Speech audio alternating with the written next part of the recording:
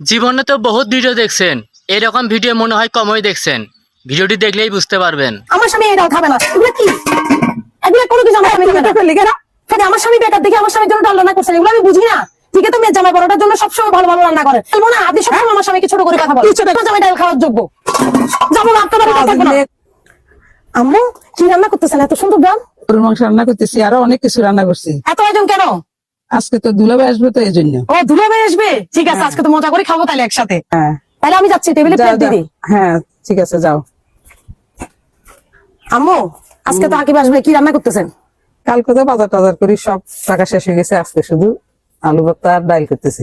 কি আলু ভর্তার ডাল? দেখি আমার জামাই জন্য এই ডাল আর আলু ভর্তা দরকার নেই, ওগুলো খাবে না ও। তুই এটা ফেললি কেন? ফেলবো না, আপনার মেয়ের জামাই বড়টা বেশি টাকা ইনকাম করে দেখি ওর জন্য বড় মুরগি সব রান্না করছেন, আর আমার জামাই বেকার দেখে আপনি ডাল আর আলু ভর্তা বসাচ্ছেন। আমি এগুলো বুঝি না। কি বুঝাস? এটা ফেললি কেন? তুই যা, বাইরে যা। আমি তো অবশ্যই যাবো না। যে জায়গায় আমার স্বামীর প্রতি কোনো মায়া নাই, আমার স্বামীকে ছোট করে কথা বলে, অবমূল্যায়ন করে, তাদের প্রতি আমার বিন্দু পরিমাণ মায়া নেই। হোক সেটা আমার বাবার বাড়ি কিংবা শ্বশুর বাড়ি, দরকার নাই, আমিও থাকবো না।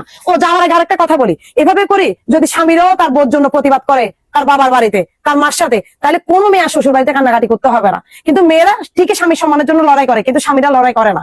যদি এরকম লড়াই করতো, যে পরিমাণ অপমান একটা ছেলের উপর সহ্য করে, ওই পরিমাণ অপমান যদি শ্বশুর বাড়িতে একটা ছেলে সহ্য করে, 1 মিনিটও সেই ছেলে ওখানে টিকে থাকবে না। এটা আপনারা বলে যান, কমেন্ট করে জানান যে এটা সত্যি নাকি মিথ্যা বলেছে। আরো একটা কথা বলি, মানে বোরা সব সময় স্বামীদের সম্মান রক্ষার্থে সব জায়গায় প্রতিবাদ করে।